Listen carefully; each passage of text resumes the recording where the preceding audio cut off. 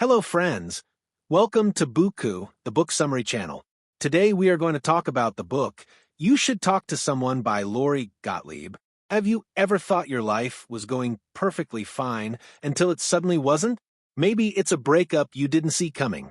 Or waking up one morning realizing you're not okay. Or even worse, your world crumbles and you have no idea why. That's exactly what happened to Lori Gottlieb, a therapist, a helper, a healer. And then life slapped her hard. She thought she had it all figured out. A successful career, a child she adored, a comfortable routine. But when her long-term boyfriend unexpectedly broke up with her, her entire world fell apart. The irony? Lori was a therapist who helped people handle exactly these kinds of emotional earthquakes. But now, she was the one crying on the couch. That's when she realized something incredibly powerful. Sometimes, even therapists need therapy. This is the heart of her best-selling memoir, Maybe You Should Talk to Someone, a raw, emotional, funny, and eye-opening journey through therapy, not just as a therapist, but as a patient. In this story, we meet four of Lori's patients, each struggling with their own pain, secrets, and transformation. Alongside them, we watch Lori face her own emotional wounds with the help of her therapist, Wendell. And through this dual lens, therapist and patient, we learn what it means to be human, to hurt, to heal, and to grow. Let's step into this deeply moving, often hilarious, and surprisingly relatable journey. Chapter 1, The Breakup and the Breakdown. Lori's boyfriend tells her, "I just don't think I want to live with a kid again." That one sentence shatters her. She'd imagined a future with this man, growing old together, raising her son, being a family. But now all of that is gone. And she's stuck between two identities, the strong, put-together therapist and the heartbroken woman who can't get out of bed. She tries to cope. She rationalizes, distracts herself, buries the pain in work. But the ache remains. That's when she realizes she needs help. So, she does something that feels terrifying. She picks up the phone and books an appointment with a therapist named Wendell. This is where her healing begins. Chapter 2, Meeting Wendell, the Unlikely Guide. Wendell isn't the kind of therapist she imagined. He's older, kind of quirky, and doesn't give off that polished therapist vibe. But behind his gentle smile and mismatched socks, Wendell offers something Lori desperately needs: a mirror. In their sessions, Wendell doesn't just give her tools, he helps her peel back the layers. He challenges her assumptions. He points out when she's avoiding things. And most importantly, he listens. This is the first time Lori sees what therapy looks like from the other side. And it's humbling. She begins to understand therapy isn't just about fixing people. It's about holding space for their pain, their patterns, their stories, even the messy, uncomfortable parts. Through her sessions with Wendell, Lori discovers that the pain she feels from her breakup is deeper than just lost love. It's about identity, rejection, fear, and unresolved grief. Chapter 3, The Patience, for windows into the human experience. While Lori is going through her own therapy, she continues to see her own patients. And in them, we meet four unforgettable characters. John, a high-powered TV producer who thinks therapy is for losers. He's arrogant, rude, and deeply angry. But under the surface, he's carrying a grief so painful he's scared to face it. Julie, a newlywed with terminal cancer. She's young, vibrant, and running out of time. Her sessions with Lori are heartbreaking, but also full of humor, love, and the desire to live every moment fully. Rita, a 70-year-old woman who feels like her life has been a waste. She's isolated, depressed, and ready to die. But as therapy unfolds, she begins to see that it's never too late to find meaning.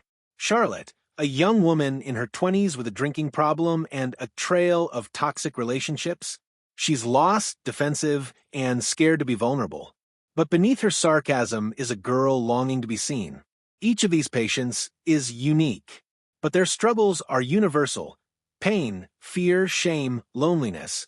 As Lori helps them confront their truths, they unknowingly help her confront her own. John, the angry patient no one wants to treat. John storms into Lori's office like he owns the place. He doesn't make eye contact. He sits with his arms crossed, and in his first session, he makes it clear he's not here because he believes in therapy. He's here because his wife said she'll leave him if he doesn't come. John is successful. He's a Hollywood producer. Rich, well-connected, powerful, and yet completely miserable. He insults people, talks down to Lori, tries to control the session. He says things like, "This is all a joke," or "I'm not like your usual broken toys." At first, Lori is frustrated, but then she remembers something crucial from her own training. People who are hardest to love need love the most. So she keeps showing up, patiently, gently, consistently, and little by little, John's armor starts to crack. The breakthrough. What lies beneath the anger? In one session, John breaks. He's talking about his son, his only child, and suddenly his voice shakes. That's when the truth tumbles out. John's son died a few years ago in a tragic accident, and John never grieved. He buried the pain, locked it away, and replaced it with rage. Rage at the world, at himself, at anyone who dared to get close enough to see his broken heart. When Lori sees this pain in him, real, raw, unbearable pain, something shifts. She no longer sees a bully. She sees a grieving father. And John finally begins to grieve. Through tears, silence, and difficult conversations, he starts to remember his son not just with pain, but with love. This is a major turning point, not just for John, but for anyone watching this journey. It shows us that anger is often grief in disguise. People act out not because they're evil, but because they're hurting. And when we give them space to feel, real healing begins. Parallel reflection, Lori's own grief. As Lori watches John process the loss of his child, she starts to reflect on something she hasn't fully faced either, the miscarriage she had years ago. It's something she hasn't talked about much, something she buried deep under layers of professionalism and busyness. But now, sitting across from John, she realizes she never really allowed herself to grieve either. In her sessions with Wendell, she starts to open up about it. The loss, the shame, the fear of feeling too much, and just like John, she begins to let it out. This mirroring between therapist and patient is what makes Lori's story so powerful. She's not a perfect expert.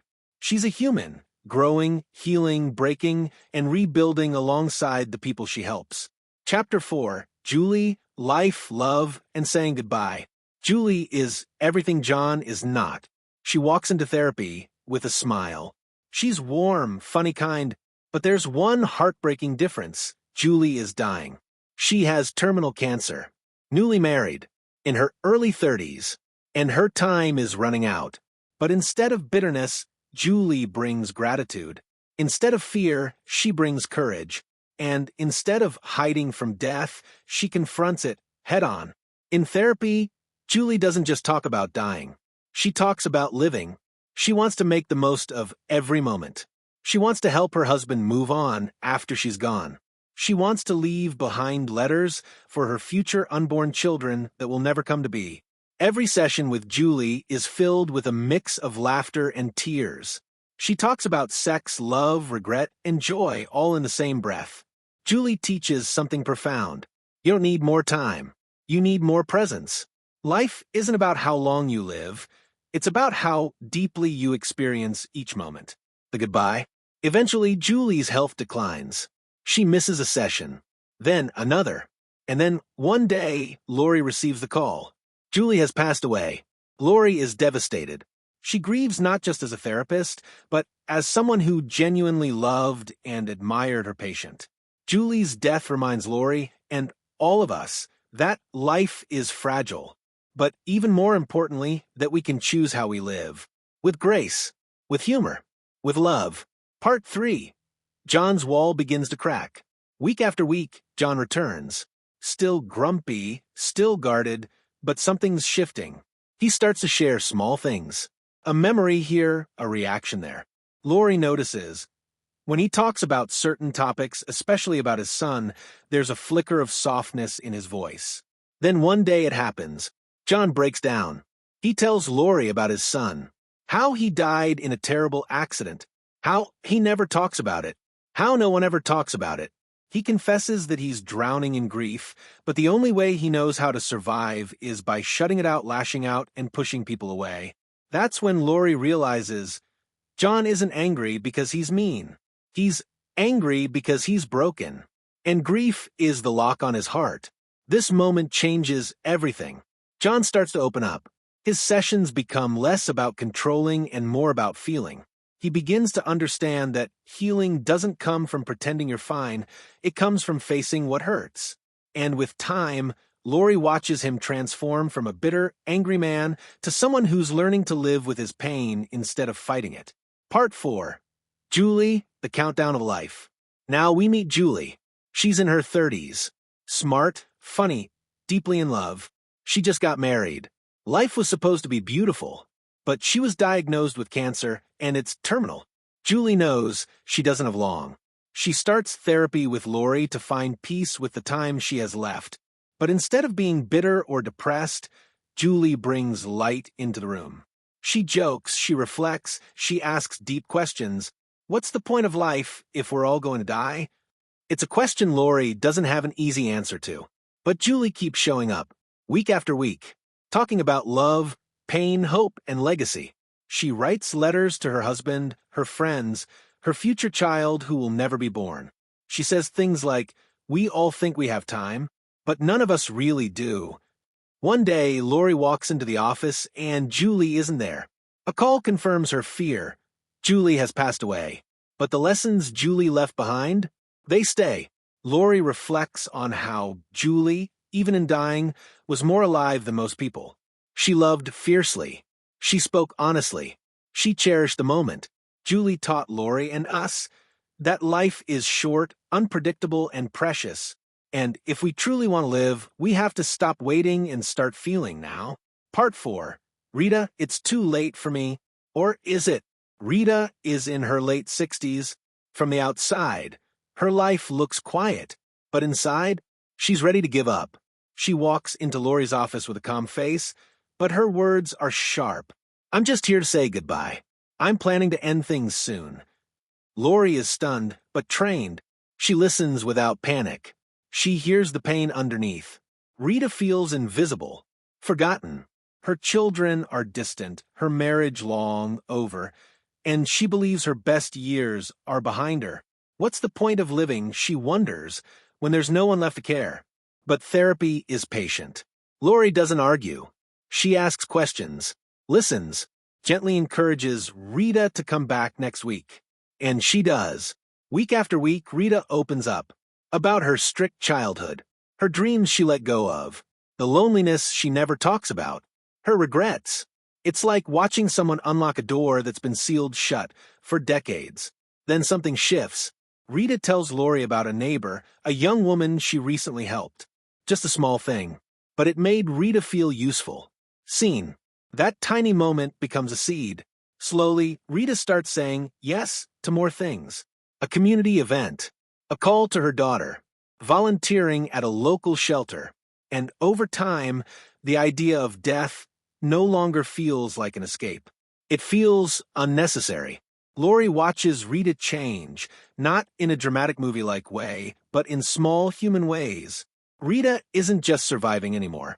She's reconnecting. And most importantly, she's healing. Part 5, Lori, when the therapist needs therapy. While Lori is helping all these people, she's also falling apart. Remember the breakup with boyfriend? It shattered her.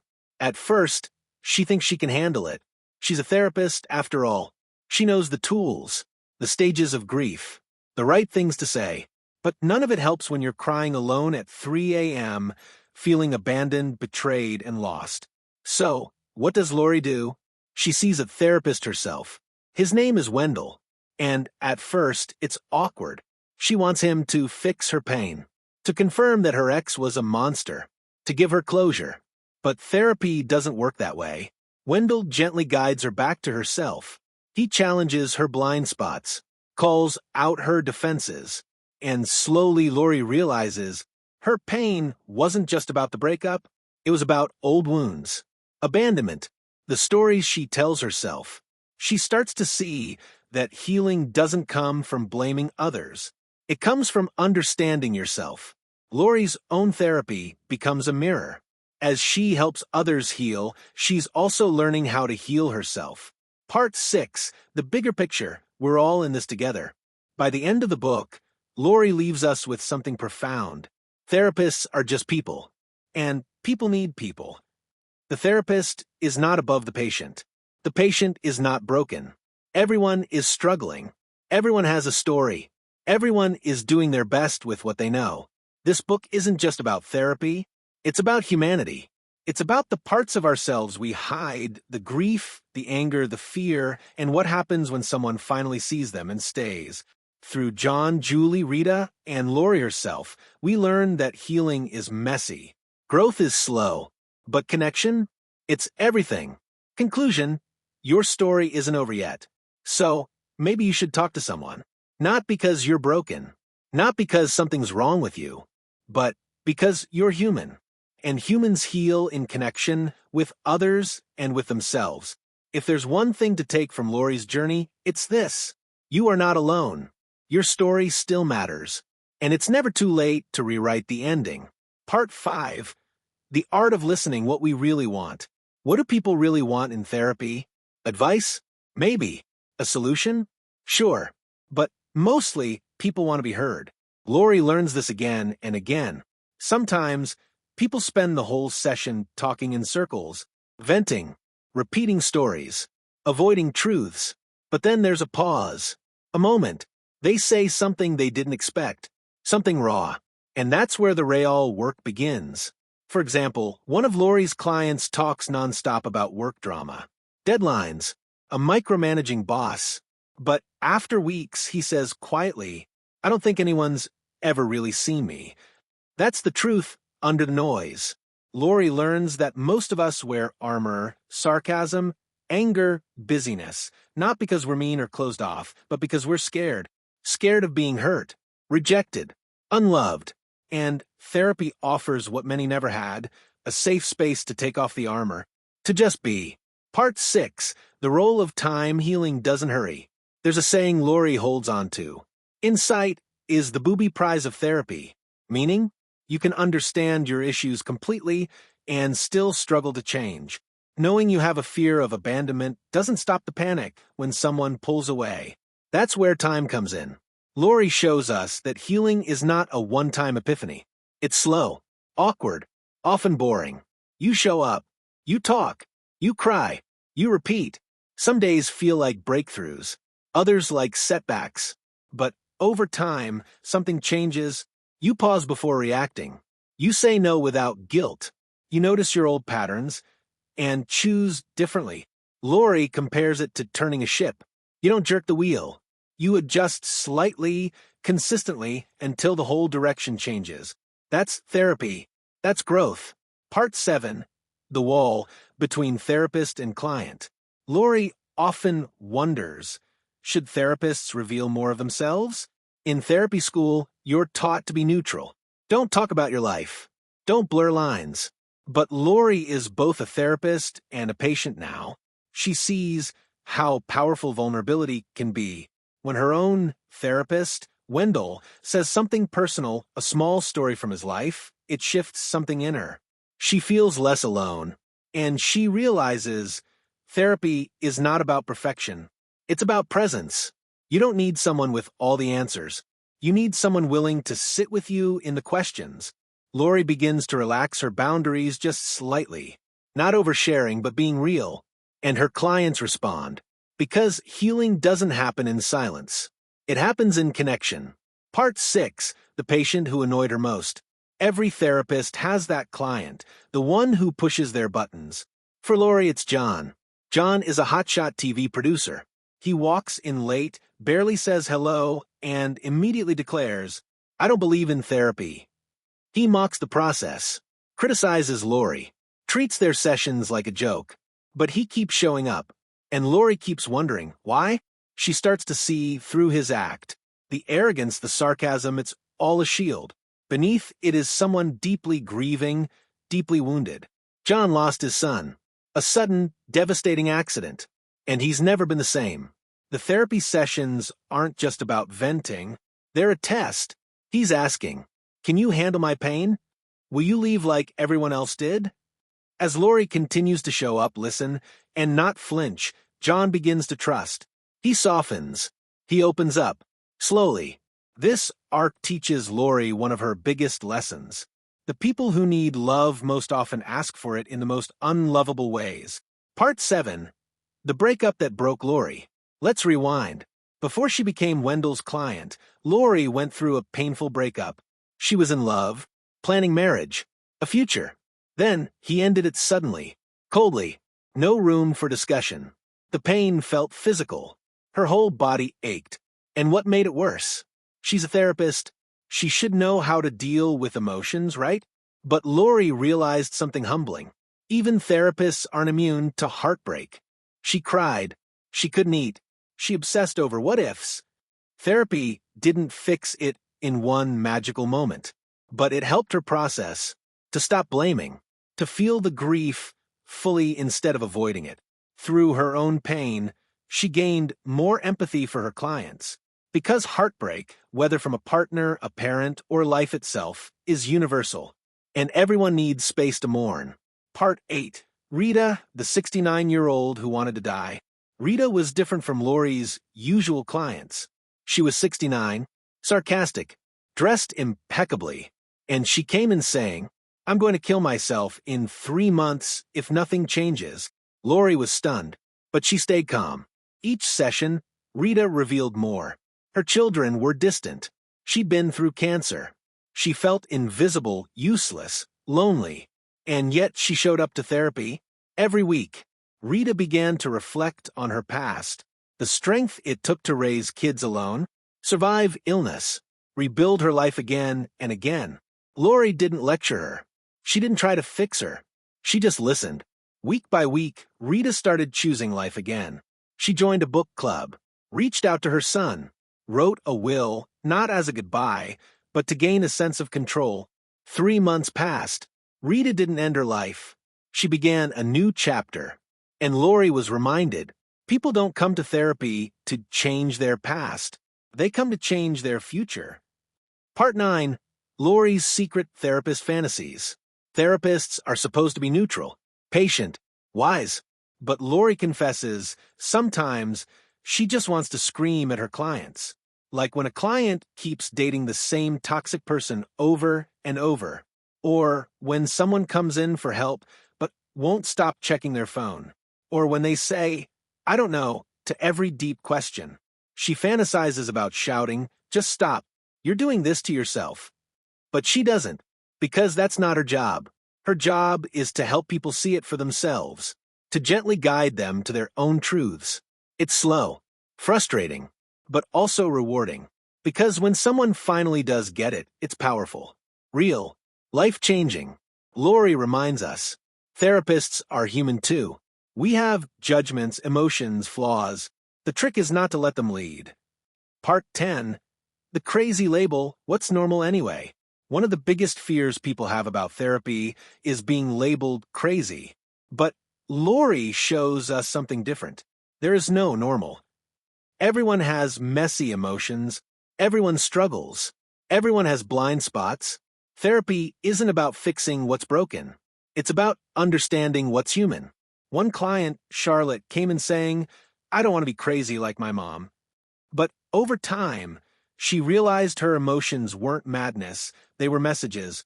Her anxiety? A sign she wasn't listening to herself. Her anger? A boundary being crossed. Lori helps her reframe. Emotions aren't enemies, they're clues. And that's a lesson for all of us. If we stop judging our feelings and start listening to them, we unlock deeper truths. Part 11. Wendell and the Kleenex moment. Back to Lori's own therapy journey. One day, she's crying again in Wendell's office. The same tears, the same pain. And she notices he never offers a tissue. At first, it bothers her. Isn't that what therapists do? But then she understands. Offering a tissue might send a subtle message, stop crying. Wendell's silence? It's permission. Permission to fall apart, to feel everything. This tiny moment becomes a turning point. She realizes, sometimes the most healing thing someone can do is to sit with you in your pain, without trying to fix it. That's what she offers her clients now. Not always solutions, but presence, compassion, space. Part 12, The Power of Not Knowing. There's a saying Lori once heard. The cure for pain is in the pain. At first, it sounds counterintuitive. Pain is painful, right? But as Lori spends more time in therapy, both as a therapist and a patient, she begins to see the wisdom in it. Clients often come to therapy with the desire for quick fixes. They want to know what's wrong and how to make it go away. But in reality, the answers are rarely clear-cut. People often come in with complex, tangled emotions. There's no simple solution. No one-size-fits-all. Therapists can't always have the answers. Sometimes, the most valuable thing Lori can do is simply sit with the uncertainty. Through this, she learns that it's okay to not have all the answers. It's okay to sit in the discomfort, the unknown, because that's where the real work happens. In those messy, raw, unknowing moments, something shifts. Growth starts to take root. Part 13, Self-Compassion.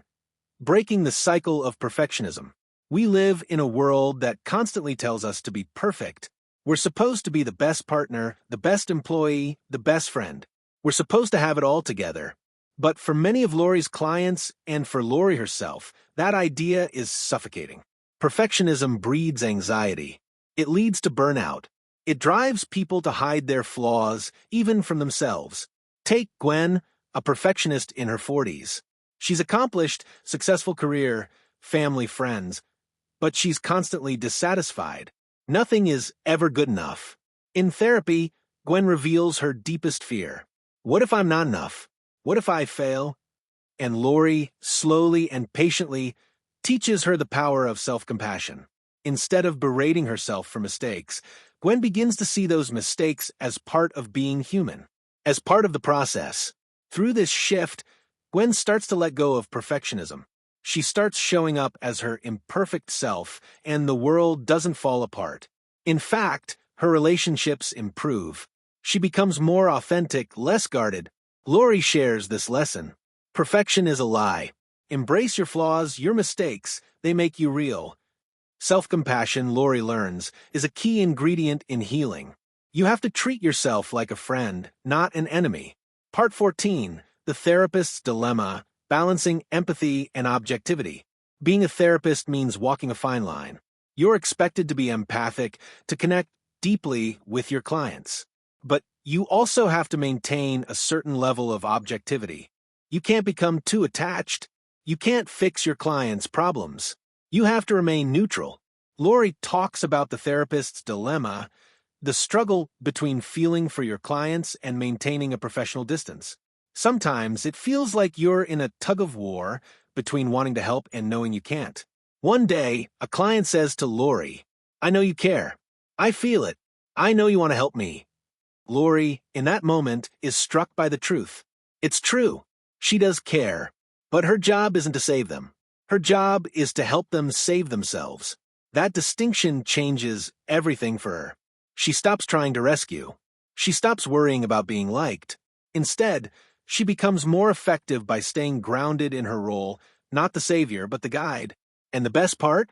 The more she embraces this role, the more her clients thrive. Part 15. The moment Lori finally heals.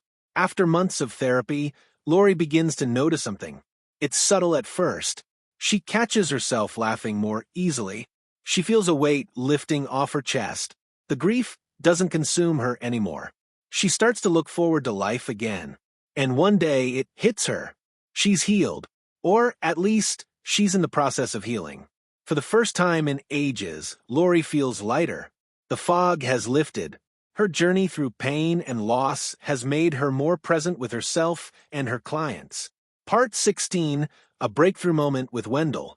One of the most profound moments in Lori's therapy with Wendell comes when she finally breaks through.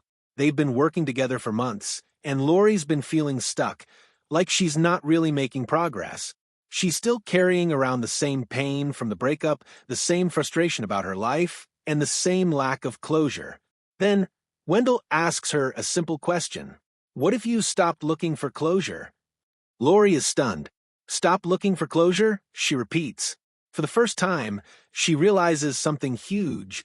She's been waiting for a clean, tidy ending. Something that will make everything make sense. But life doesn't work that way. The idea of closure is a myth. Instead of searching for a way to make everything feel perfect again, Wendell suggests she find peace in the messiness, in the uncertainty, in the reality that not everything can be fixed or neatly wrapped up. That moment marks a shift in Lori's therapy. She begins to release the need for everything to make sense. Lori finally starts to live her life again, imperfections and all. Part 17, The Power of Vulnerability. Through her own healing, Lori learns something about vulnerability. It's not a weakness. It's a strength. Being open about her struggles, her fears, her insecurities, it creates connection. It creates empathy. One of Lori's clients, John, has spent his whole life hiding his vulnerability. He's the strong, silent type, never showing weakness. But in therapy, he finally opens up about his childhood wounds. At first, it's incredibly hard for him. He feels exposed, raw. But as he shares more, something shifts. The floodgates open. He becomes more real, more authentic. Lori sees the transformation right before her eyes. Vulnerability is where connection happens, she realizes. By allowing himself to be vulnerable, John connects more deeply with the people in his life. And as it turns out, vulnerability is the key to healing. Lori teaches us all a valuable lesson. True strength comes from letting others see who we really are. Part 18, What's It All For? The Purpose of Therapy. At this point in her journey, Lori reflects on what therapy is all about. Is it about solving problems? Is it about making people feel better? Is it about fixing brokenness? No, she realizes it's not about fixing anyone at all. Therapy is about connection. It's about showing up for people in their rawest, most vulnerable states and creating a safe space where they can be seen, heard, and understood. It's about giving people the tools to cope with life's difficulties, to make sense of their experiences, to learn how to live with the messiness, the uncertainty, and the pain. Lori's journey teaches us that therapy isn't about finding an easy solution. It's about building the strength to face life's challenges with honesty, courage, and grace. Part 19, The Ultimate Lesson, Be Human. The ultimate lesson Lori learns, both as a therapist and a patient, is that the key to healing is simple. Be human. Stop trying to be perfect. Stop pretending to have it all together. Stop worrying about being good enough. Just be human. Embrace the complexity of life. Accept the pain. Honor the joy. And above all, be kind to yourself. As Lori wraps up her book, she shares one final realization. We're all just doing the best we can. And that's enough. Part 20, Conclusion, Taking Action in Your Own Life. Lori Gottlieb's Maybe You Should Talk to Someone is a beautifully written exploration of therapy, human connection, and the path to healing. It's not just a book about therapy, it's a book about life. It teaches us how to embrace our imperfections, face our fears, and find meaning in the mess. By following the stories of Lori, Wendell, and her clients, we learn that therapy isn't about fixing what's wrong with us. It's about being real. It's about showing up and doing the hard work of understanding who we are and what we need. And most importantly, it's about giving ourselves permission to be human. So, what can you take away from Lori's journey? If you're struggling with something, anything, consider talking to someone. It doesn't matter if you're a therapist, a doctor, a student, or a stay-at-home parent. We all need help sometimes. It's okay to not have it all figured out. Maybe, just maybe, it's time for you to talk to someone too. If this summary gave you that aha moment or helped shift your mindset even a little, hit that like button. It really helps the channel grow and reach more curious minds like yours. Got a takeaway or favorite part from this book? Drop it in the comments. I'd love to hear your thoughts and keep the conversation going. And if you're someone who loves turning pages into progress, Don't forget to subscribe and ring the bell icon so you never miss a powerful book breakdown like this. Thanks for watching, keep learning, and remember, small steps beat perfect plans. Always.